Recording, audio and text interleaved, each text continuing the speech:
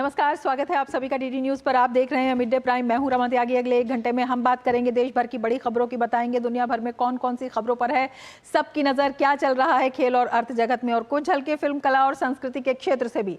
लेकिन सबसे पहले बड़ी खबरें। G20 शिखर सम्मेलन में प्रमुख नेताओं से हुई बातचीत को पीएम मोदी ने बताया शानदार। भारत के साथ द्विपक्षीय संबंधों की मजबूती पर हुई चर्चा।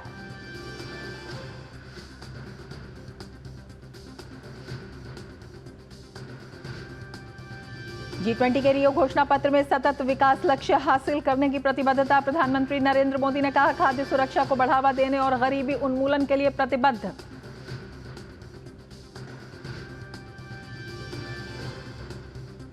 दिल्ली एनसीआर में बिगड़े प्रदूषण के हालात, कई इलाकों में 500 के पार AQI। जेएनयू समेत दिल्ली यूनिवर्सिटी में आज से ऑनलाइन क्लास।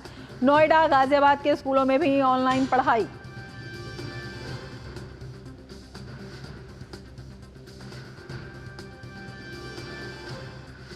दिल्ली में बने हिमाचल भवन को हाईकोर्ट ने कुर्क करने के दिए आदेश। 64 करोड़ रुपए का बकाया नहीं चुका पाई सुक्खू सरकार।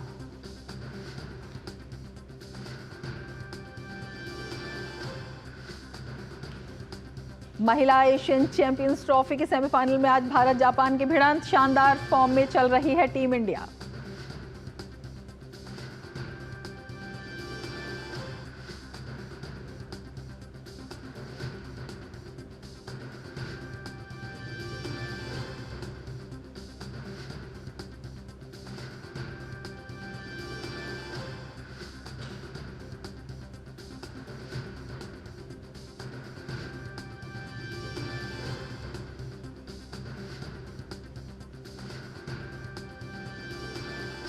और अब देख लेते हैं विस्तार से समाचार। G20 शिखर सम्मेलन में शामिल होने के लिए ब्राजील के रियो डी जेनेरो में प्रधानमंत्री नरेंद्र मोदी का जोरदार स्वागत किया गया। ब्राजील में पीएम मोदी ने दुनिया के कई प्रमुख नेताओं के साथ संवाद कर कई महत्वपूर्ण विषयों पर चर्चा की।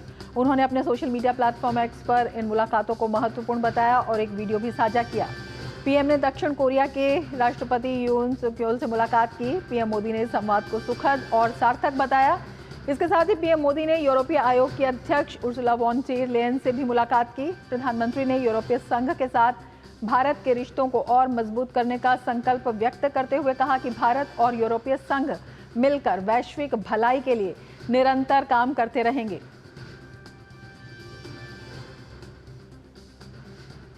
मिस्र के राष्ट्रपति अब्देल फतेह अल सीसी से भी प्रधानमंत्री मोदी ने रियो G20 शिखर सम्मेलन में बातचीत की। उन्होंने इस मुलाकात को बहुत ही शानदार बताते हुए मिस्र के साथ भारत के रिश्तों को और मजबूत करने की आवश्यकता पर जोर दिया। इसके अलावा प्रधानमंत्री मोदी ने इटली की प्रधानमंत्री जॉर्जिया मेलोनी से भी मुलाकात की। प्रधानमंत्री मोदी ने इस मुलाकात को लेकर एक्स पर लिखा कि उनकी बातचीत का मुख्य केंद्र रक्षा, सुरक्षा, व्यापार और प्रौद्योगिकी जैसे क्षेत्रों में सहयोग को बढ़ावा देने पर था। दोनों ने इस बात पर भी चर्चा की कि सांस्कृतिक, शैक्षिक और अन्य समान क्षेत्रों में सहयोग को कैसे बढ़ाया जा सकता है। प्रधानमंत्री मोदी ने उम्मीद जताई है कि भारत और इटली के बीच की मित्रता वैश्विक स्तर पर सकारात्मक बदलाव लाने में मदद कर सकती है।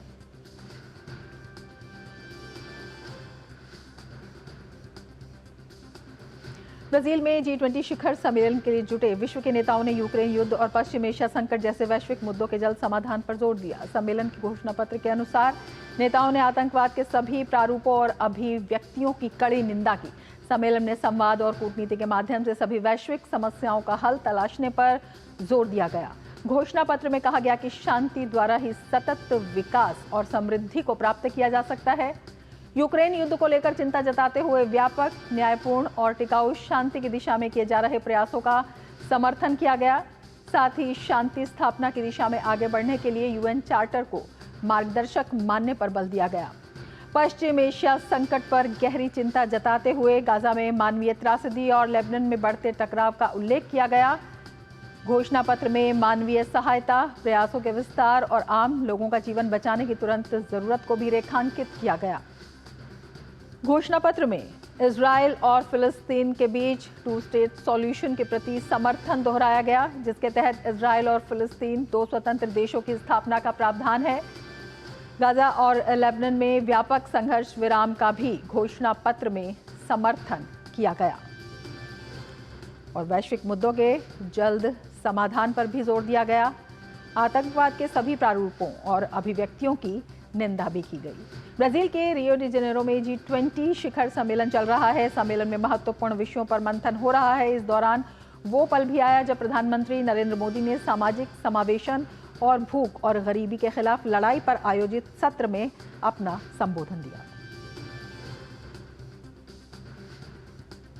प्रधानमंत्री मोदी ने भूख और गरीबी के खिलाफ वैश्विक गठबंधन के लिए ब्राजील की पहल का समर्थन किया। कहा कि हमने समावेशी विकास, महिलाओं के नेतृत्व में विकास और युवा शक्ति पर ध्यान केंद्रित किया है। साथ ही ग्लोबल साउथ की आशाओं आकांक्षाओं को पंख दिया है। पीएम मोदी ने कहा कि ये स्पष्ट है कि एक पृथ्वी, एक परिवार, एक भविष्य इस शिखर सम्मेलन में उतना ही प्रासंगिक है जितना पिछले वर्ष था। पीएम मोदी ने भारत के अनुभवों और सफलता की कहानियों को साझा किया। कहा कि पिछले 10 वर्षों में भारत से 25 करोड़ लोगों को गरीबी से बाहर निकाला गया है और 80 करोड़ से ज्यादा लोगों को मुफ्त में अनाज दिया जा रहा है। पीएम ने कहा कि दुनिया की सबसे बड़ी स्वास्थ्य बीमा योजना का 55 करोड़ लोग लाभ उठा रहे हैं। अब 70 साल से अधिक उम्र के 6 करोड़ वरिष्ठ नागरिक भी मुफ्त स्वास्थ्य बीमा का लाभ उठा सकेंगे। पीएम ने कहा कि महिला नेतृत्व वाले विकास और सामाजिक समावेशन पर ध्यान केंद्रित रखते हुए 30 करोड़ से अधिक महिला सूक्ष्म उद्यमियों को बैंकों से जोड़ा गया है और ऋण तक पहुंच प्रदान की गई है। पीएम ने फसल बीमा योजना का जिक्र किया। बताया कि 4 करोड़ से अधिक किसानों को 2000 करोड़ अमेरिकी डॉलर का लाभ मिला है। किसान योजना के तहत 11 करोड़ किसानों को 40 अरब डॉलर से ज्यादा की मदद दी गई है। किसानों को 300 बिलियन अमेरिकन डॉलर का संस्थागत ऋण दिया जा रहा है। भारत न केवल खाद्य सुरक्षा सुनिश्चित कर रहा है बल्कि पोषण पर भी ध्यान केंद्रित कर रहा है। एकीकृत पोषण सहायता कार्यक्रम, सक्षम आंगनबाड़ी और पोषण 2.0 विशेष रूप से गर्भवती महिलाओं, नवजात शिशुओं, 6 वर्ष से कम उम्र के बच्चों और किशोर लड़कियों के लिए पोषण पर केंद्रित है। मध्याह्न भोजन योजना के माध्यम से स्कूल जाने वाले बच्चों की पोषण संबंधी आवश्यकताओं पर भी विशेष ध्यान है। भारत वैश्विक खाद्य सुरक्षा में भी योगदान दे रहा है। मलावी, जाम्बिया और जिम्बाब्वे को मानवीय सहायता प्रदान करने का जिक्र करते हुए पीएम ने कहा कि हमने न केवल प्राकृतिक खेती और जैविक खेती पर बल्कि नई प्रौद्योगिकियों पर भी ध्यान केंद्रित किया है। श्री अन्न को बढ़ावा देकर टिकाऊ कृषि, पर्यावरण की सुरक्षा, पोषण और खाद्य सुरक्षा पर भी ध्यान है। पीएम ने कहा कि भारत के डिजिटल सार्वजनिक बुनियादी ढांचे ने सामाजिक और वित्तीय समावेशन को सक्षम बनाया है। आकांक्षी जिलों और ब्लॉक परियोजना के साथ समावेशी विकास के लिए एक नया मॉडल बनाया गया है जो सबसे कमजोर कड़ी को मजबूत करता है। Bureau report, DD news. प्रधानमंत्री नरेंद्र मोदी 3 दिन की यात्रा पर ब्राजील से गाना पहुंचेंगे। 50 साल के इतिहास में ये पहली बार होगा जब कोई प्रधानमंत्री दक्षिणी अमेरिकी देश गाना का दौरा करेंगे। प्रधानमंत्री की यात्रा कितनी खास है और इससे दोनों देशों के बीच द्विपक्षीय संबंधों को कितनी मजबूती मिलेगी। गाना में भारतीय उच्चायुक्त अमित तेलंग से डीडी न्यूज संवाददाता अभिषेक सिंह ने खास बातचीत की। प्रधानमंत्री नरेंद्र मोदी 3 दिनों के दौरे पर गयाना आ रहे हैं। कैरिबियन कंट्री है गयाना और यहाँ पर प्रधानमंत्री का क्या कार्यक्रम रहने वाला है, प्रधानमंत्री क्या यहाँ पर जो द्विपक्षीय बातचीत होगा, इसके अलावा प्रधानमंत्री इंडियन कम्युनिटी को यहाँ पर एड्रेस करेंगे। साथ साथ गयाना के अंदर क्या कार्यक्रम है, इस पर बातचीत के लिए हमारे साथ मौजूद है अमित तेलंग जी, जो भारत के गयाना में के अंदर जो है उच्चायुक्त है। हम उनसे बात करते हैं। सर, दूरदर्शन न्यूज़ में आपका बहुत बहुत स्वागत है। यहाँ पे जब हम लोगों से बात करते हैं तो जो हमारा कनेक्टिविटी है भारत से, अगर हम गयाना के बीच की दूरी भी देखें तकरीबन 14,000 किलोमीटर की दूरी है और डायरेक्ट फ़्लाइट जो है वो यहाँ के लिए नहीं है, या तो यूरोप होके आना पड़ता है या फिर अमेरिका होके आना पड़ता है। तो क्या कुछ कनेक्टिविटी को लेकर भी कुछ समझौते हो सकते हैं, वीज़ा को लेकर के कुछ नया हो सकता है सर, जिससे दोनों देशों के बीच में जो है जो और बेहतर मजबूत रिलेशनशिप बन सके? कि हाँ, ये दो मैं उन्हें समस्याएं नहीं कहूँगा, बट अगर उस क्षेत्र में हम लोग कुछ थोड़ा और ध्यान दें तो शायद हमारे जो औद्योगिक संबंध हैं, उद्योग और व्यापार के जो संबंध हैं वो काफ़ी बेहतर हो सकते हैं। अगर आप बात करें कनेक्टिविटी की, जैसे हवाई यात्रा या कनेक्टिविटी की, तो उसमें कुछ चीज़ें तो हो रही हैं। जैसे हमारे सिविल एविएशन क्षेत्र में हमने एक अग्रीमेंट, बायलैटरल अग्रीमेंट उनके साथ किया है। पिछले साल ही हमने वो अग्रीमेंट किया है और उसके द्वारा आने वाले समय में हम लोग ज़रूर सोच सकते हैं कि नई उड़ानें हो सकती हैं इस क्षेत्र में। दूसरा जो आपने कहा कि वीज़ा के क्षेत्र में, हालांकि अगर आप कागज़ी तौर पर देखें तो गयाना में आने के लिए वीज़ा की ज़रूरत नहीं है। मतलब यहाँ वीज़ा ऑन अराइवल ये सुविधा उपलब्ध है। एक अग्रीमेंट जिस पर हम लोग काम कर रहे हैं उसे हम लोग कहते हैं मोबिलिटी पार्टनरशिप अग्रीमेंट। तो अगर इस क्षेत्र में हमें देखना है कि लोगों के आवाजाही में सहूलियत हो, लोग आसानी से एक दूसरे के देशों में जा पाएँ, तो उससे व्यापार और उद्योग भी बढ़ेगा। तो एक क्षेत्र में हम लोग गयाना के साथ ज़रूर काम कर रहे हैं। शिखर सम्मेलन 2019 में प्रधानमंत्री ने हिस्सा लिया था न्यूयॉर्क में। दूसरा कैरिकॉम शिखर सम्मेलन यहाँ होने जा रहा है। कितना सर कैरिकॉम जो कैरिबियन कंट्रीज़ हैं का एक समूह है, क्या सर इससे इंडिया और कैरिबियन कंट्रीज़ के बीच में इसके लिए कितना इम्पोर्टेंट है सर? क्या आउटकम इसका आप देख रहे हैं? 2019 में हाँ शिखर सम्मेलन हुआ था। प्रधानमंत्री जी जो करीबियन जो 14 देश हैं, 15 देश हैं, उन 15 देशों के राष्ट्राध्यक्षों से और उनके प्रधानमंत्रियों से मिले थे। और उसके बाद जो चीज़ आपने कही, उस वजह से हमारे जो संबंध हैं वो बहुत इम्प्रूव हुए हैं। और उसकी एक सबसे बड़ी वजह थी प्रधानमंत्री जी और भारत ने जो कोविड के दरमियान इन देशों की मदद की, और वो इसे काफ़ी तवज्जो देते हैं क्योंकि वो जानते हैं कि जिस वक्त कोई और मदद नहीं कर रहा था उस वक्त भारत ने और प्रधानमंत्री जी ने उनकी मदद की। और उसके अलावा वो ये भी देखते हैं कि हमने हमारी G20 प्रेसिडेंसी के दरमियान प्रधानमंत्री जी ने कई चीज़ें कहीं जो इन देशों के लिए बहुत अहमियत रखती हैं। उसमें से एक बहुत बड़ा और बहुत इम्पॉर्टेंट इनिशिएटिव था वॉइस ऑफ ग्लोबल साउथ, जो दूसरा शिखर सम्मेलन होगा करीबियन देशों के साथ। उनमें ये सब मुद्दे ज़रूर इस पर चर्चा होगी और इनमें से ज़रूर कुछ न कुछ ऐसे मुद्दे निकलेंगे जिससे कि हमारे संबंध जो हैं वो और बेहतर होंगे। पीएम के इस विजिट से सर कल्चरल एक्सचेंज जो है दोनों कंट्री के बीच में, कल्चरल मतलब लोगों के बीच की जो ये है, इसमें सर इसको कितना बढ़ावा मिलेगा? Indian dance culture, classical dance भी हमने देखा यहाँ होते हैं, योगा को काफ़ी यहाँ पे लोग अप्रिसिएट करें, योगा सेंटर भी है। तो सर जो भारतीय चीज़ें हैं उसका क्या फ्यूचर देख रहे हैं सर? कितना इससे यहाँ पर और बढ़ावा मिलेगा? जी, मैं कहूँगा कला और संस्कृति तो हमारे जो द्विपक्षीय संबंध है उसका सबसे महत्वपूर्ण आयाम है, एक पिलर है। और जैसा कि आपने कहा, बिल्कुल सही कहा, 1972 में हमने यहाँ पे इंडियन कल्चरल सेंटर, भारतीय सांस्कृतिक केंद्र, जो ICCR द्वारा कई देशों में हमने बनाए हैं। तो इस रीजन में शायद वो पहला केंद्र था और तब भी हमें ये पता था कि जो कला और संस्कृति है उसका कितना बड़ा योगदान डिप्लोमेसी में होता है।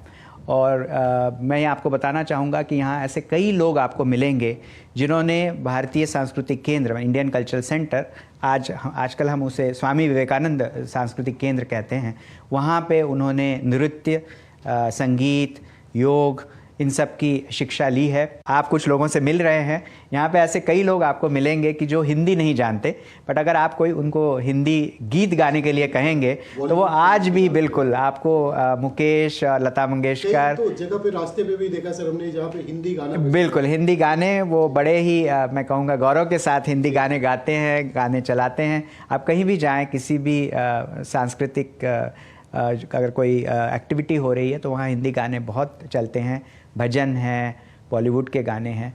तो भारत से उनका जो जुड़ाव है वो बॉलीवुड और हमारी संस्कृति के द्वारा तो बहुत है।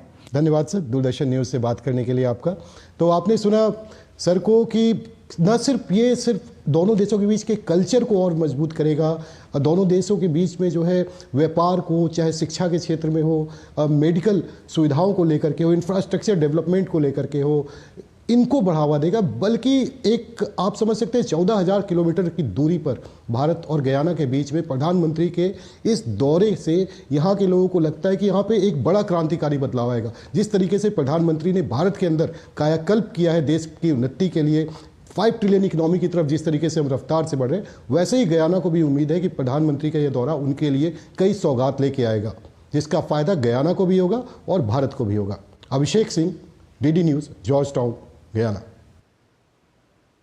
गयाना स्थित राधे कृष्ण मंदिर ने विदेश में भारतीय मूल की परंपराओं को संजोए रखने का काम किया है। राधे कृष्ण मंदिर के पुजारी गयाना यात्रा पर आ रहे प्रधानमंत्री नरेंद्र मोदी के स्वागत के लिए उत्सुक भी नजर आ रहे हैं। आइए देखते हैं हमारे संवाददाता से उनकी खास बातचीत।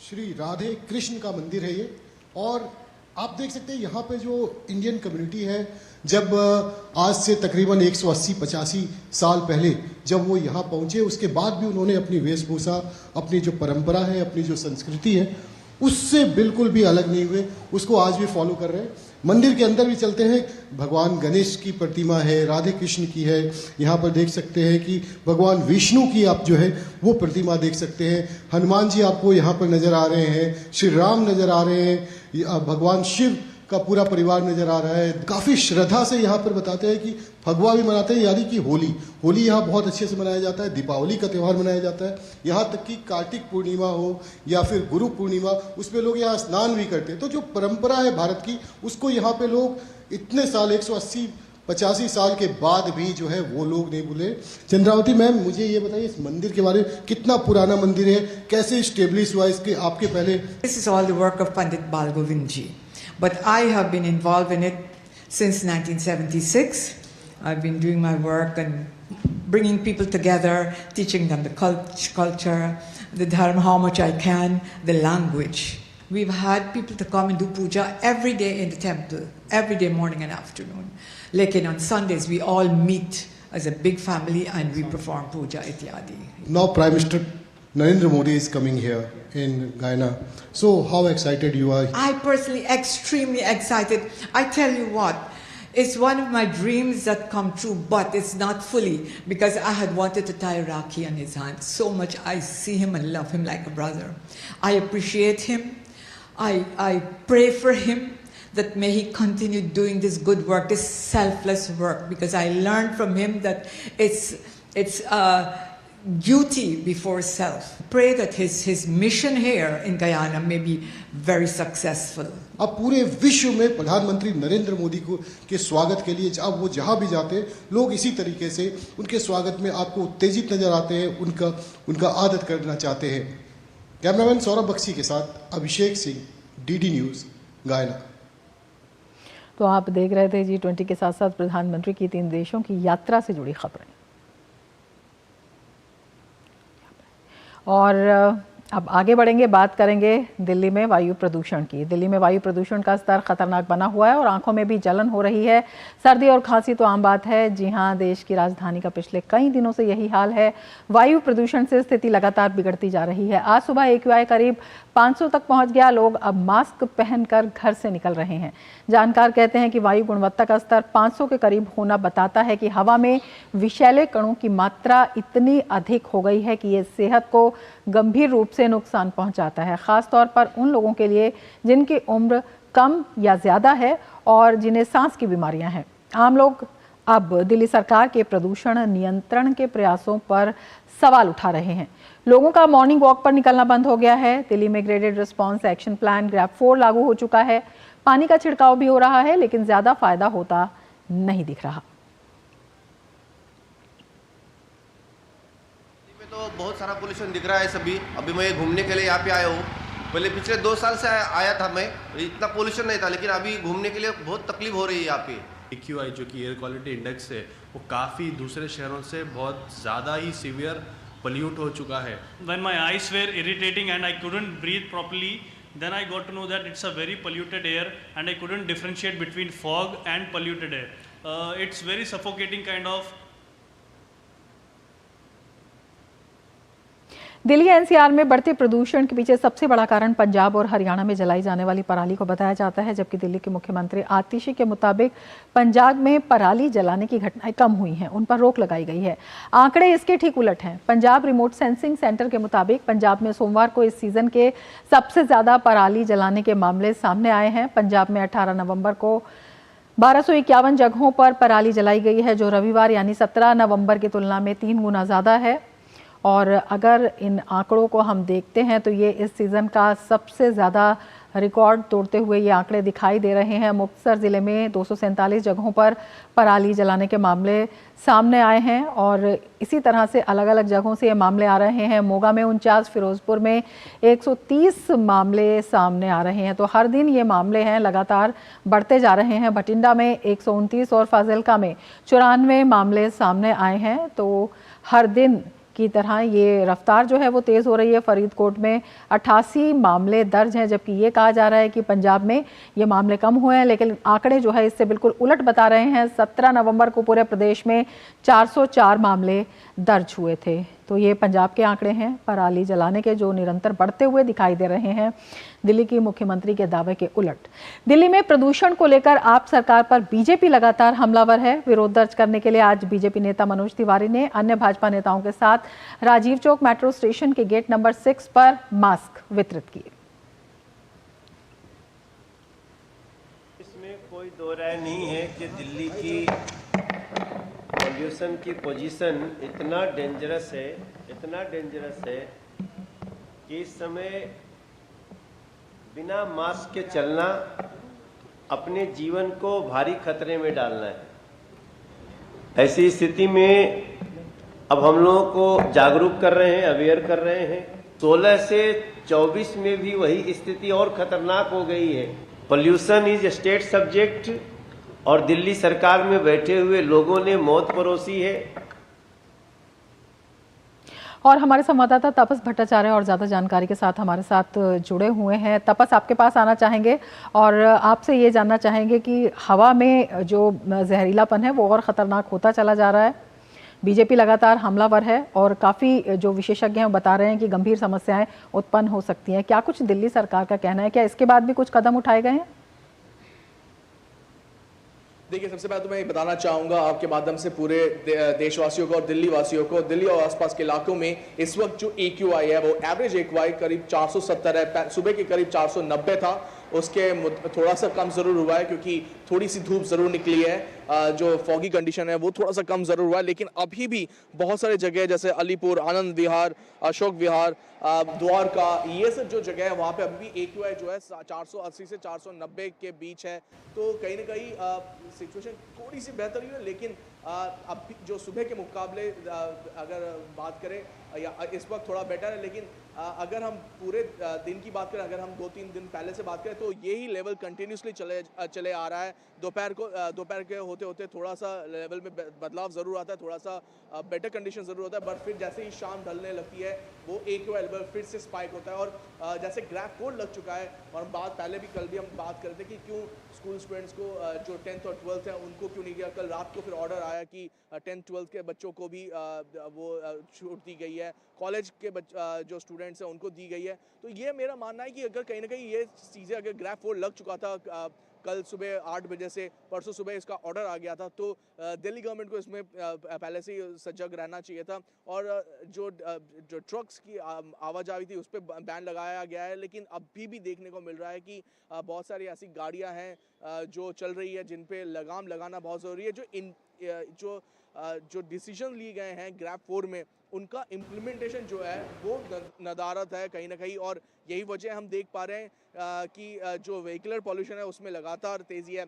एक और जो अहम चीज़ है जो आपने इससे पहले बात की है वो है पंजाब में जिस तरीके से हम देख पा रहे हैं जो पराली की समस्या, पराली जलाने की जो समस्या है वो इतनी भयावह हो गई। अगर हम 2022 और 2023 की बात करें उसके ऑलमोस्ट डबल पराली जलाई गई। इनफैक्ट मैं अगर बात करूं आज कल की बात करें, सोमवार को 1250 नए केसेस दर्ज किए गए और ओवरऑल टोटल ये सबसे सिंगल हाईएस्ट इस पूरे सीजन का है। इनफैक्ट अगर हम बात करें टोटल 9655 ओवरऑल अभी तक केसेस दर्ज किए गए हैं। और 2022 और 23 की अगर बात करें उसके मुकाबले में ये ऑलमोस्ट डबल ये जो पराली जलाने की जो इंसिडेंट है वो सबसे ज़्यादा बढ़ चुकी है और इसमें कहीं ना कहीं पंजाब सरकार जो है नाकामयाब रही है, जिसका भुगतान ये दिल्ली और आसपास के एनसीआर के जो डिस्ट्रिक्ट्स हैं उनको भुगतना पड़ रहा है। और एक और चीज़ जो बताना चाहिए कि इसके अलावा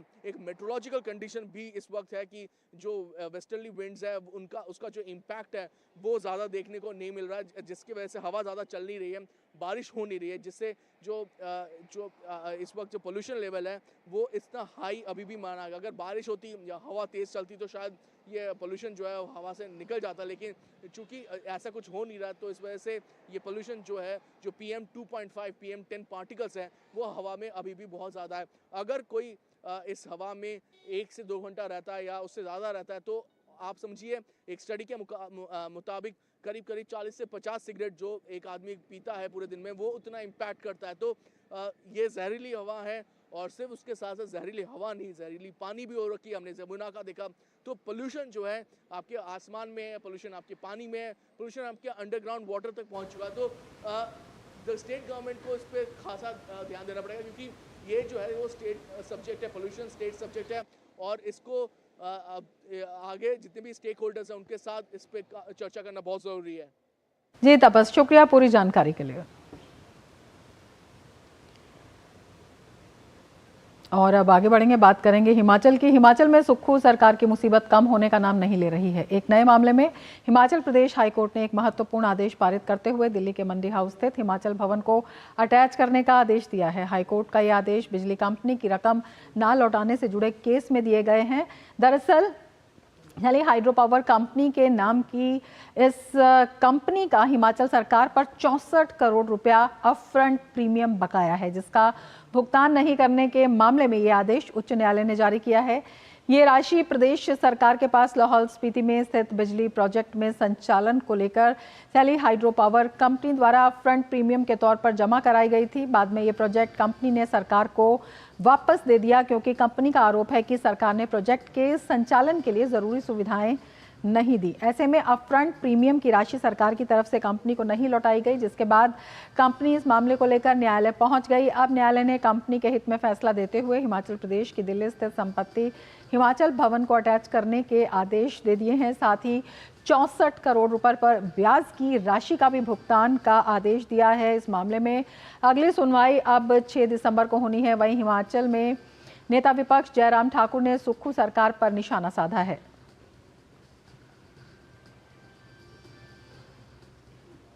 हिमाचल प्रदेश में आपकी सरकार में हिमाचल भवन जैसे जो हमारे बहुत सम्मान के जो जगह है, जो प्रॉपर्टीज़ हैं वो नीलाम हो रही है, वो अटैच कर दी गई।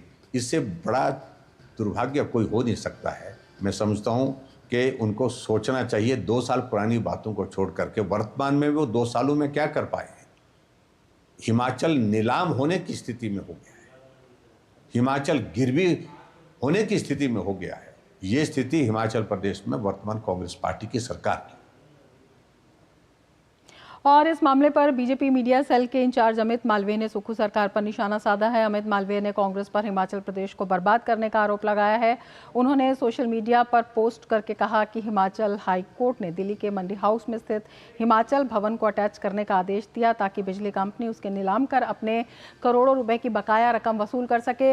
अमित मालवीय ने कहा कि यह हिमाचल प्रदेश की सुक्खू सरकार के लिए बहुत शर्मनाक बात है। साथ ही उन्होंने हाईकोर्ट के उस आदेश का जिक्र करते हुए राज्य की कांग्रेस सरकार से सवाल पूछा है जिसमें प्रधान सचिव बिजली को फैक्ट फाइंडिंग जांच कर उन अधिकारियों का पता लगाने के आदेश दिए गए हैं जिनकी वजह से बिजली कंपनी की रकम अदालत के आदेशों के बाद भी जमा नहीं कराई गई। मालवीय ने पूछा है कि खजाना कांग्रेस के नेताओं ने उड़ाया तो गाज अधिकारियों पर क्यों गिरे। अमित मालवीय ने कहा कि कांग्रेस और राहुल गांधी की खटाखट राजनीति का खामियाजा हिमाचलियों को दिल्ली में हिमाचल की पहचान बन चुके हिमाचल भवन को गंवा कर चुकाना पड़ रहा है। अमित मालवीय ने इस घटना को हिमाचल वासियों की प्रतिष्ठा पर बड़ा धक्का बताया है।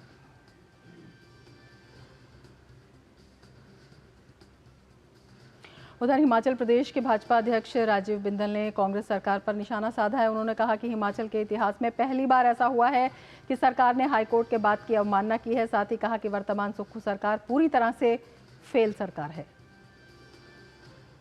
माननीय उच्च न्यायालय ने हिमाचल प्रदेश की सरकार की कार्यशैली के ऊपर एक बहुत बड़ा प्रश्नवाचक चिन्ह लगाते हुए दिल्ली में स्थित हिमाचल भवन को और उसकी प्रॉपर्टी को अटैच करने के निर्देश दिए हैं।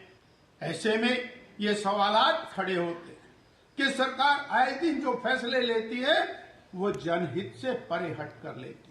जो वर्तमान कांग्रेस की सरकार है ये पूरी तरह से फेलियर गवर्नमेंट है, जिसने हिमाचल प्रदेश की जनमानस को अनेक प्रकार के कष्ट दिए, अनेक प्रकार के नुकसान पहुंचाए, हिमाचल प्रदेश की आर्थिकी को पूरी तरह से तहस नहस किया और हिमाचल प्रदेश के ऊपर अनेक प्रकार के और दाग लगाने का काम वर्तमान सरकार ने किया है। हिमाचल प्रदेश हाईकोर्ट ने दिल्ली के मंडी हाउस स्थित हिमाचल भवन को कुर्क करने का आदेश दे दिया है। यह आदेश हिमाचल सरकार द्वारा बिजली रकम लौटाने में विफल होने पर दिया गया है और इस पर भाजपा प्रवक्ता शहजाद पूनावाला ने कांग्रेस पर निशाना साधा है। उनका कहना है कि हिमाचल सरकार के पास 150 करोड़ रुपए तक नहीं आया है, कांग्रेस ने हर चीज पर टैक्स लगा दिया है। हिमाचल सरकार के पास 150 करोड़ रुपए भी इलेक्ट्रिसिटी ड्यूज के चुकाने के नहीं है, इसलिए बाकायदा हाईकोर्ट ने हिमाचल भवन जो दिल्ली में स्थित है मंडी हाउस पर, उसे अटैच करके बेच देने के लिए हिमाचल सरकार को कहा है और गो हेड दिया है। क्योंकि हिमाचल प्रदेश की सरकार जो पैसे उससे लौटाने हैं, देने हैं 150 करोड़ रुपए, वो देने के लिए पैसे नहीं है। इन लोगों ने हिमाचल की तिजोरियां खाली कर दी है, सारी चीजों पर टैक्स लगा दिया। जहां जहां कांग्रेस आई वहां लूट, बर्बादी और महंगाई लाई। उच्च न्यायालय द्वारा हिमाचल भवन को अटैच करने के फैसले पर हिमाचल प्रदेश के मुख्यमंत्री सुखविंदर सिंह सुक्खू ने अपनी प्रतिक्रिया दी है। हिमाचल के मुख्यमंत्री ने कहा है कि अभी तक हाईकोर्ट के आदेश को उन्होंने पढ़ा नहीं है। हाईकोर्ट के फैसले का अध्ययन उनकी सरकार करेगी। नहीं, मैंने अभी हाईकोर्ट का जो आदेश है उसको मैंने पढ़ा नहीं है। इट्स ओपन सर, लेकिन नहीं कोई पढ़ा नहीं है। लेकिन अपफ्रंट प्रीमियम जो है वो एक पॉलिसी के तहत है। कोई भी पावर प्रोजेक्ट लग जाए, लगे या ना लगे, उस पॉलिसी में क्लियर है। हमने एक रिजर्व प्राइस पर मेगावाट जैसे 10 लाख रिजर्व प्राइस रखा था, उस पर उन कंपनियों ने बोली थी। उस अपफ्रंट के मामले में आर्बिट्रेशन से कोई फैसला आया। अब आर्बिट्रेशन के भी कई ऐसे फैसले आ रहे हैं जो बड़े चिंताजनक है, कानून की अनदेखी हो रही है। उसके खिलाफ हाई कोर्ट हमारी सरकार गई और सरकार ने उसमें जो 64 करोड़ रुपये आर्बिट्रेशन का था वो जमा कराना था। उसके बारे में मैंने अभी जानकारी प्राप्त की है। मैंने कहा है कि आप मुझे बताइए क्योंकि, और इस प्रकार के आदेश अगर आए तो उसके बारे में हम अध्ययन करेंगे।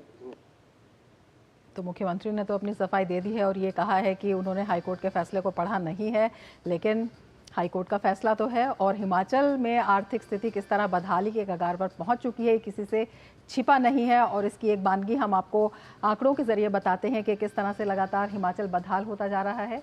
कर्मचारियों को समय पर वेतन और पेंशन नहीं मिल रहा, जबकि वायदा किया गया था एक अच्छी आर्थिक व्यवस्था का। अगस्त माह के अगर हम वेतन की बात करें तो 5 सितंबर को मिला और पेंशन 10 सितंबर को जारी की गई। और ये हिमाचल में पहली बार इस तरह की स्थिति आई है। इसके साथ ही सरकार पहले से चली आ रही कुछ योजनाओं को भी आर्थिक तंगी के चलते बंद करने की सोच रही है और उसके लिए कई जगह आदेश भी जारी कर दिए गए हैं, क्योंकि प्रदेश के बजट का एक बड़ा हिस्सा पुराने कर्ज को चुकाने और कर्मचारियों की पेंशन और तनख्वाह देने के लिए व्यय हो रहा है। तो एक बड़ी आर्थिक जिसे संकट की बात कहते हैं वो वहां पर आ गई है।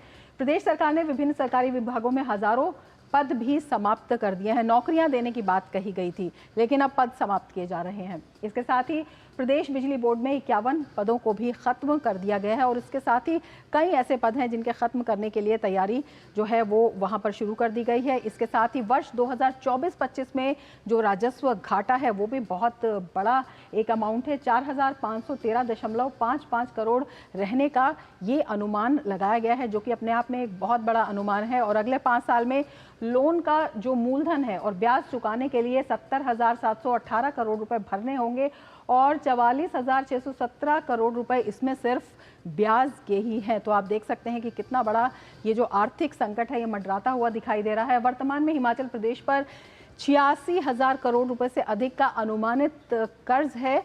और इसी कर्ज के चलते जो लगातार कहा जा रहा है कि तमाम जो योजनाएं बंद करने की बात है, 31 मार्च 2025 तक हिमाचल प्रदेश पर 94,992 करोड़ रुपए के लोन का भार हो जाएगा। इस कर्ज को देखते हुए ये अनुमान लगाया गया है। ये भी अपने आप में एक बड़ा अनुमान है। साथ ही बिजली बोर्ड में आउटसोर्स पर तैनात 81 चालकों को नौकरी से निकाल दिया गया है। 2 पदों को बंद किया जा रहा है, लोगों को नौकरी से निकाला जा रहा है। और राज्य इलेक्ट्रॉनिक्स कॉरपोरेशन को 1 नवंबर से चालकों की सेवाएं नहीं लेने का बोर्ड प्रबंधन को पत्र भी भेज दिया जा चुका है। तो लगातार इस तरह की स्थिति वहां पर पैदा हो रही है। साथ ही सालाना 6 लाख से अधिक आय वाले घरेलू उपभोक्ताओं की बिजली सब्सिडी बंद करने की तैयारी भी शुरू हो चुकी है। तो लोगों की जो राहत के वायदे पर सरकार वहां पर आई थी, कांग्रेस ने नौकरियां देने का वायदा किया था वहां पर, और लोगों को एक अच्छा जीवन, अच्छी जीवन शैली का वादा किया था, वो यहां पर धराशायी होते हुए दिखाई दे रहा है। और जब हिमाचल भवन कुर्क करने का नोटिस आ गया है तो उस पर भी मुख्यमंत्री कहते हैं कि हमने वो नोटिस अभी देखा नहीं है। शिमला से हमारे साथ हमारे संवाददाता धर्मप्रकाश जुड़े हुए हैं और ज़्यादा जानकारी के साथ। धर्मप्रकाश, ये अपने आप में एक मुझे लगता है कि पहली बार हिमाचल में हो रहा है। हिमाचल भवन को कुर्क करने के आदेश दे दिए गए हैं और बदहाली की स्थिति जो है वो किसी से छिपी नहीं है। ऐसे में मुख्यमंत्री का ये कहना कि हमने अभी वो अध्ययन नहीं किया है, आखिर क्या करने की चेष्टा जो है मुख्यमंत्री वहां पर कर रहे हैं? क्या छुपाने की कोशिश कर रहे हैं? किस तरह की आप कह सकते हैं कि लापरवाही या जो नीतियां हैं उनमें कमी जिससे ये संकट पैदा हुआ?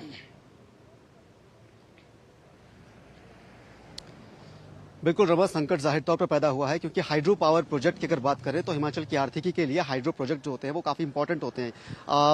इनकम रेवेन्यू सोर्सेज की अगर बात करें तो टूरिज्म और हाइड्रो पावर प्रोजेक्ट ही हिमाचल में जो रेवेन्यू का मेन सोर्स माना जाता है। पूरे देश में अगर बात करें तो 1/4 पार्ट जो हाइड्रो पावर प्रोजेक्ट्स का है वो हिमाचल में ही आता है, इसलिए काफ़ी इंपॉर्टेंट एक प्रोजेक्ट यहाँ का है। इस पर्टिकुलर प्रोजेक्ट की अगर बात करें, सेली हाइड्रो पावर कॉर्पोरेशन ये कंपनी है जिसको ये प्रोजेक्ट दिया गया था। जो इनके बीच जो करार हुआ था, जो कॉन्ट्रैक्ट हुआ था, उसके मुताबिक सरकार को सारा इंफ्रास्ट्रक्चर इस कंपनी को मुहैया कराना था इस प्रोजेक्ट को रन करने के लिए, लाहौल स्पीति में ऑपरेशनल बनाने के लिए, और बदले में कंपनी की तरफ से आर्बिट्रेशन मनी जो है वो 64 करोड़ रुपए वो एक अमाउंट तय किया गया था। अब कंपनी का आरोप ये है कि सरकार की तरफ से वो इंफ्रास्ट्रक्चर मुहैया नहीं करवाया गया, जिसकी वजह से प्रोजेक्ट को आधे में बंद करना पड़ा और इसके बदले जो 64 करोड़ की आर्बिट्रेशन मनी थी वो सरकार को इन कंपनी को देनी थी, लेकिन सरकार की तरफ से ये नहीं किया गया। 2017 में पहली बार ये कंपनी कोर्ट पहुंची थी इस पूरे मामले को लेकर, और अभी पिछले साल 2023 में जनवरी में जो डिवीजन बेंच है उन्होंने कंपनी के फेवर में फैसला दिया था और सरकार को आदेश दिए थे कि ये 64 करोड़ की जो रकम है वो सरकार कंपनी को चुका दे। इस फैसले को फॉलो नहीं किया गया। जुलाई 2023 में फिर से सुनवाई हुई, फिर से कोर्ट ने ऑर्डर दिया, लेकिन सरकार ने फिर भी फैसले पर अमल नहीं किया। अब तीसरी दफा हाईकोर्ट ने सीधे कंपनी को यह कहा है कि ये जो हिमाचल भवन है दिल्ली का, इसे कुर्क किया जाता है, अटैच किया जाता है और कंपनी से नीलाम करके अपना जो अमाउंट है वो रिकवर कर सकती है।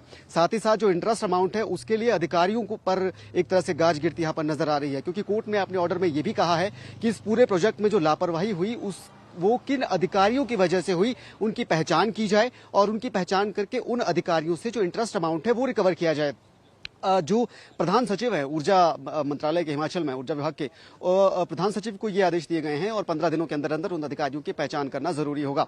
मुख्यमंत्री के स्टेटमेंट की आपने बात की। मुख्यमंत्री पहले तो इस तरह के पहले तो ऑर्डर पड़े जाने से इनकार कर रहे हैं क्योंकि उन्हें जानकारी नहीं है, लेकिन आर्बिट्रेशन मनी जमा करवानी थी सरकार को, ये वो मानते नजर आ रहे हैं, यानी कि सरकार के स्तर पर लापरवाही हुई है और उस लापरवाही का ये अंजाम है कि आज हिमाचल की संपत्ति जो दिल्ली में है उसको अटैच करने की नौबत आई है। रमा, बिल्कुल, और एक बड़ा झटका वहां पर लोगों की आशाओं को भी लगता हुआ दिखाई देता है जब बहुत सारे पद हैं जिन्हें समाप्त करने की बात कही जाती है, बहुत सारी जो वहां पर लोगों को निकाला भी वहां से गया है, लोगों की जो बिजली सब्सिडी है उसे भी बंद करने की तैयारी चल रही है। किस तरह का असंतोष वहां पर आम लोगों में भी है इससे? बिल्कुल, पिछले 2 साल करीब हो चुके हैं इस सरकार को सत्ता में आए और अभी 2 साल पूरे होने का एक जश्न भी बिलासपुर में होना है अगले कुछ दिनों में। लेकिन इस 2 साल के कार्यकाल में विपक्ष लगातार ये सरकार पर आरोप लगाता रहा है कि सरकार ने, खासकर कांग्रेस पार्टी ने, अपने उन चुनावी वादों को पूरा नहीं किया जिनके भरोसे कांग्रेस हिमाचल में सत्ता में आई थी। फिर चाहे वो रोजगार हो, फिर चाहे वो महंगाई हो, फिर चाहे वो बिजली सब्सिडी हो या फिर दूसरे चुनावी वादे हो। जहां तक लोगों की बात है तो जाहिर तौर पर महिलाओं में खासतौर से चुनावी अगर हम भाषण सुने कांग्रेस नेताओं के, जिसमें अलका लांबा हो, खुद मुख्यमंत्री हो, डिप्टी सीएम हो, तो बहुत सारी ऐसी बातें कही गई थी। चाहे महिलाओं को वो 1500 रुपए प्रति महीना देने के हों, चाहे आउटसोर्स और वोकेशनल टीचर्स जो हैं उनको रेगुलर करना या फिर सरकार के विभागों के अधीन लाना हो। अभी पिछले दिनों भी वोकेशनल टीचर का एक प्रोटेस्ट यहाँ पर हुआ था और उसमें वोकेशनल टीचर्स खुद डिप्टी सीएम मुकेश अग्निहोत्री की चुनावी भाषण की क्लिप दिखाते नजर आए थे, जिसमें वो साफ साफ कह रहे हैं कि चुनाव जीतने के बाद कांग्रेस सारे के सारे आउटसोर्स और वोकेशनल जो टीचर्स हैं या कर्मचारी हैं उन्हें सरकार के अधीन लाएगी। तो वादा खिलाफी के आरोप कर्मचारी वर्ग हो, टीचर्स हो, आम लोग हो, महिलाएं हो, युवा हो, वादा खिलाफी के आरोप तो जरूर लगाते नजर आ रहे हैं, लेकिन विपक्ष पूरी तरह से इस मामले में सरकार को घेर रहा है और आए दिन इसे लेकर सरकार और कांग्रेस नेताओं को अपने चुनावी वादे याद दिलाता जरूर नजर आ रहा है। जहां तक आर्थिक स्थिति की बात है तो वो तो खुद मुख्यमंत्री भी मान चुके हैं कई बार कि हिमाचल में आर्थिक स्थिति फिलहाल ठीक नहीं है, लेकिन इसके लिए वो केंद्र सरकार को बार बार जिम्मेदार ठहराते हैं। और दूसरी तरफ जयराम ठाकुर बार बार केंद्र सरकार की तरफ से मिलने वाली मदद का भरोसा देते हैं, याद दिलाते हैं और कहते हैं कि केंद्र पूरा सहयोग कर रहा है। हिमाचल सरकार की खुद की नीतियों की वजह से हिमाचल का जो फाइनेंशियल स्ट्रक्चर है वो बिगड़ रहा है, ये विपक्ष का आरोप लगता है हिमाचल सरकार आर्थिक संकट दिखाई दे रहा है, चाहे चुनावी वादों की बात हो, फ्रीबीज की बात हो या लचर नीतियों की बात हो, उसका खामियाजा आम लोगों को वहां पर भुगतना पड़ रहा है। बहुत शुक्रिया धर्म प्रकाश तमाम जानकारी के लिए। आगे बढ़ेंगे लेकिन उससे पहले लेते हैं एक ब्रेक। आप देखते रहिए डीडी न्यूज। बढ़िया है, प्राकृतिक हल्दी, मिर्ची, धनिया। नहीं, मिर्ची, धनिया, हल्दी, MDH। बीमारी मानो हमारे घरों की सदस्य हुआ करती थी। खराब पानी की बीमारी, सिकल सेल की बीमारी। मैं 60 साल की हूँ। मैंने खुद कभी शौचालय नहीं देखा था, कभी रात को बिजली में खाना नहीं खाया था, पर ये सब कल की बात है। आज सरों पर पक्की छत है, आज घरों में शौचालय है, सिकल सेल की जांच हो रही है, हमारे पास आयुष्मान कार्ड है। विश्वास है हमारे बच्चे वो कष्ट नहीं झेलेंगे जो हमने झेले थे। आज हमारे बच्चे एकलव्य जैसे रेसिडेंशियल स्कूलों में पढ़ते हैं। एक भी आदिवासी भाई बहन ना छूटे, इसलिए मन से काम कर रहे हैं। प्रधानमंत्री नरेंद्र मोदी जी हमारा खूब ध्यान रख रहे हैं। जब सही प्रयास किए जाते हैं तो सही परिणाम मिलता ही है। देश के सभी वन बंधुओं को जनजातीय गौरव दिवस की बधाई।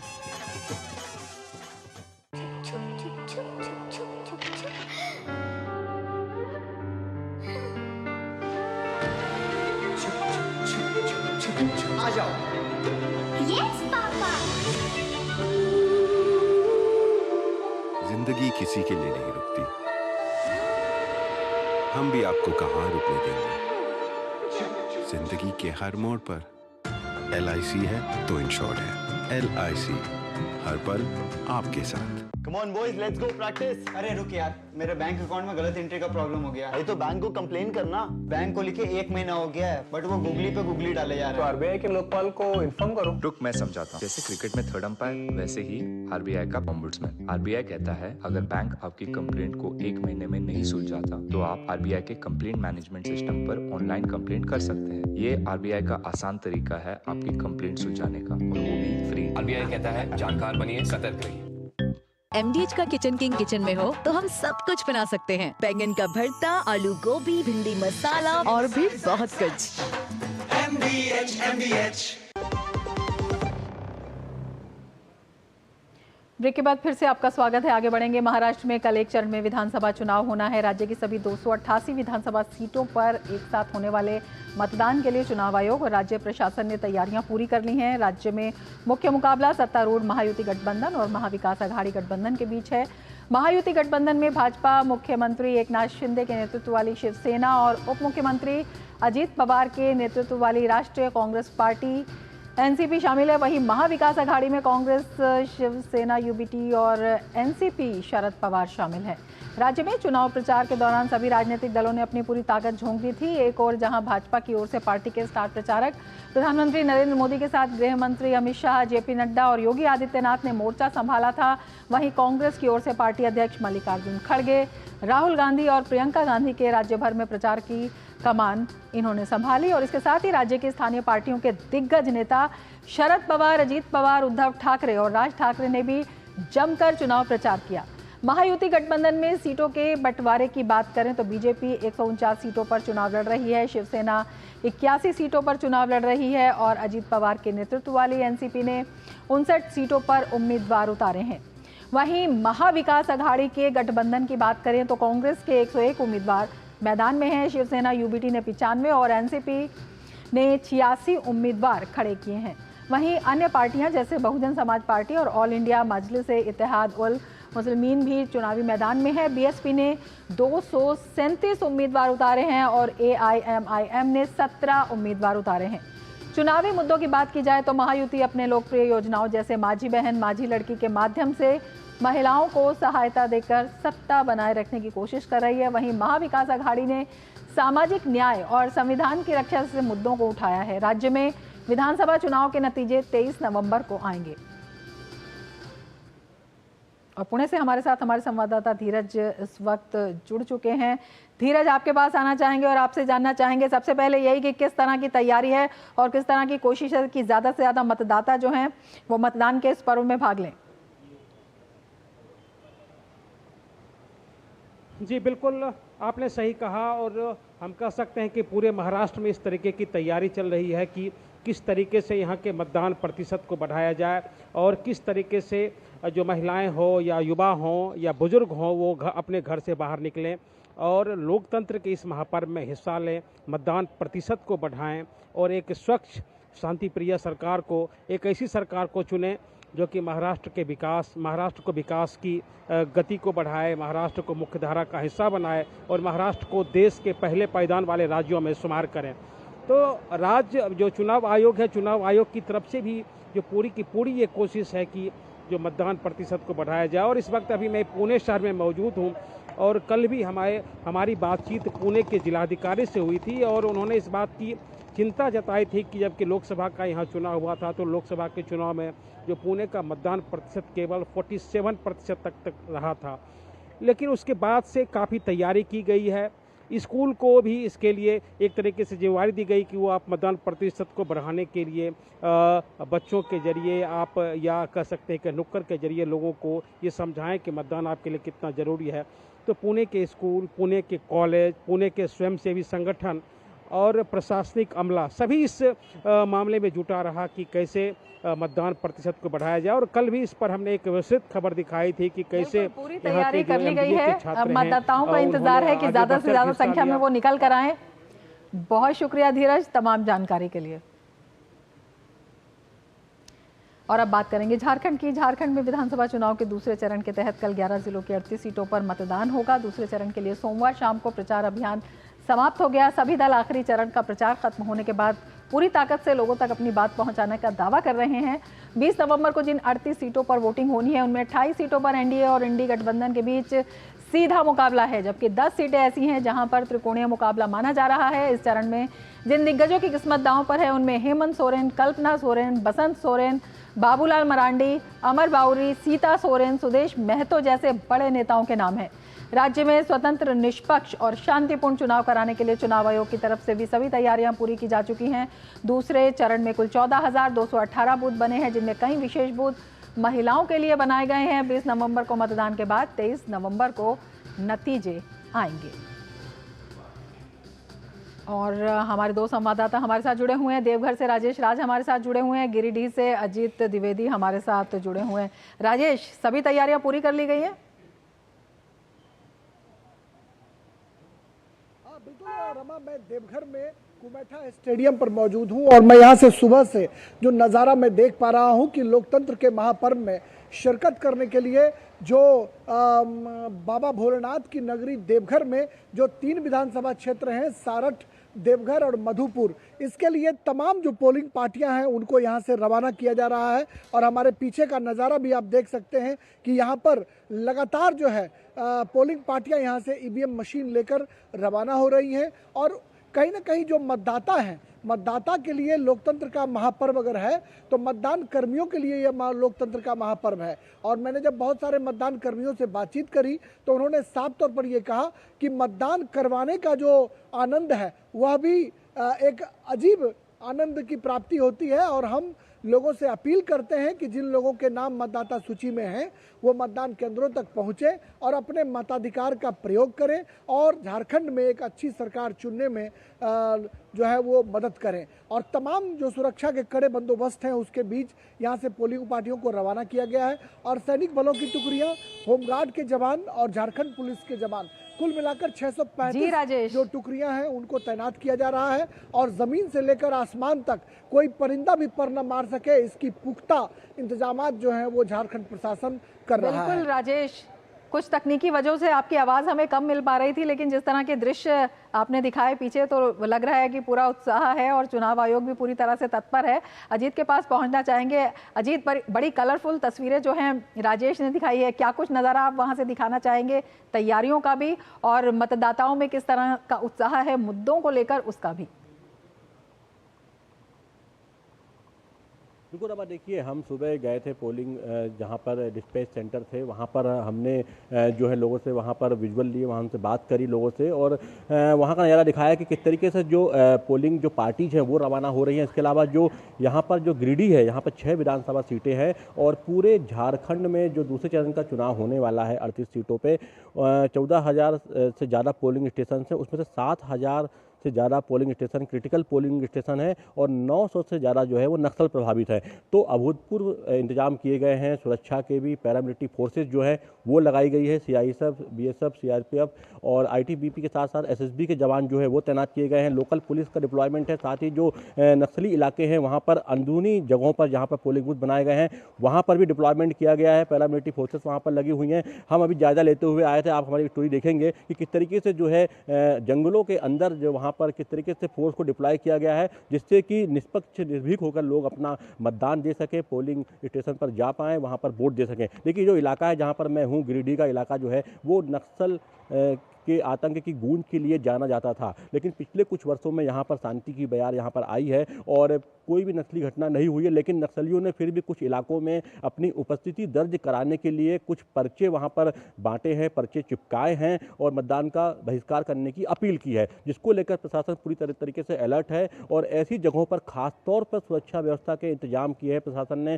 खासतौर पर उन पोलिंग बूथ पर पैरामिलिट्री फोर्सेस को डिप्लॉय किया गया है, साथ ही बैकअप प्लान भी तैयार किया गया है। अगर कोई इमरजेंसी आती है तो किस तरीके से बैकअप प्लान के माध्यम से जो है सपोर्ट दिया जा सकेगा। तो पूरा जो इलाका है यहाँ पर बड़ी संख्या में यहाँ पर जो पैरामिलिट्री फोर्सेस है उसका डिप्लॉयमेंट है। पूरे छत्तीसगढ़ में या जो दूसरे जगह जो चुनाव होने वाले हैं 38 सीटों पर, वहाँ पर जहाँ पर भी नक्सली आतंक की आशंका है, जहाँ पर भी चुनाव में कुछ गड़बड़ी की आशंका है, वहाँ पर खासतौर पर निर्वाचन आयोग ने पैरामिलिट्री फोर्स को अर्धसैनिक बलों की वहाँ पर डिप्लॉयमेंट किया हुआ है। तो एक बड़ी बात है, क्योंकि देखिए पिछले कुछ वर्षों में जिस तरीके से यहाँ पर केंद्र ने काम किया है, जिस तरीके से यहाँ पर पैरामिलिट्री फोर्सेस का यहाँ डिप्लॉयमेंट किया गया है, पास में ही CRPF का यहाँ पर कैंप बनाया गया है और जिस कारण से यहाँ पर नक्सल गतिविधियाँ जो है लगभग ना के बराबर हो गई हैं और पिछले कुछ वर्षों में कोई भी नक्सली घटना ऐसी नहीं हुई है। लेकिन फिर भी चुनाव आयोग पूरी तरीके से सतर्क है, सजग है कि चुनाव के दौरान में दूसरे चरण का मतदान है और सभी तैयारियां पूरी हैं। राजेश, आपका और अजीत आपका बहुत शुक्रिया तमाम जानकारी के लिए।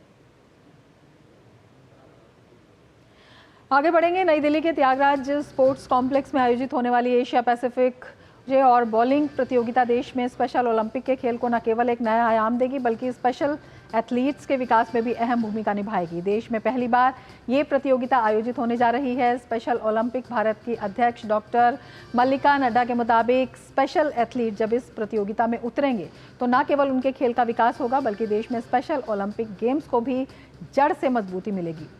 स्पेशल ओलंपिक्स भारत के अध्यक्ष डॉक्टर मल्लिका नड्डा से खास बात की हमारे संवाददाता गौरव कुमार ने। इस समय हमारे साथ स्पेशल ओलंपिक भारत की अध्यक्ष मल्लिका नड्डा हैं। आइए उनसे बात करते हैं और जानने की कोशिश करते हैं कि कैसे देखती हैं वो इस मुहिम को। स्पेशल ओलंपिक भारत की एक शानदार मुहिम है। बॉचियन बॉलिंग को पहली बार जो है वो देश में आयोजित हो रहा है, तो कैसे देखती हैं इस पूरी मुहिम को? ये हमारे सीनियर एथलीट्स, एडल्ट एथलीट्स के लिए एक विशेष कंपटीशन का आयोजन किया गया है जहां 12 देश भाग ले रहे हैं। एशिया पैसिफिक रीजन से ही नहीं, यूरेशिया एंड ईस्ट एशिया के भी प्रतिभागी आज इस कंपटीशन में ओपनिंग सेरेमनी में भाग लेंगे। ये कार्यक्रम हमारे स्पेशल ओलंपिक्स मूवमेंट का एक अहम हिस्सा है और ये बहुत एक महत्वपूर्ण कार्यक्रम इसलिए भी है क्योंकि हम यहाँ सीनियर एथलीट्स और एडल्ट एथलीट्स को हमारे प्रोग्राम के साथ कैसे जोड़ सकते हैं, इस विषय के लिए आप इंटरनेशनली इस प्रोग्राम में एक महत्वपूर्ण अंग बनने के लिए जा रहा है। वैसे तो स्पेशल एथलीट्सों के लिए काफ़ी ज़्यादा प्रयास जो है वो स्पेशल ओलंपिक भारत के द्वारा किए जा रहे हैं, लेकिन अगर कुछ अन्य प्रयासों की अगर बात की जाए तो ग्रास रूट लेवल पे उनको किस तरह से तेज़ी के साथ डेवलप करके सामने लाया जाए, विभिन्न सेंटर्स में किस तरह की तैयारी है, उसके बारे में थोड़ा प्रकाश डालिए। Special olympics Bharat all India organisation है, स्पोर्ट्स फेडरेशन है, सभी हमारे स्टेट्स में और सभी ज़िलों में इस कार्यक्रम का प्रसार हो, इसका प्रयास स्पेशल ओलंपिक्स भारत कर रही है।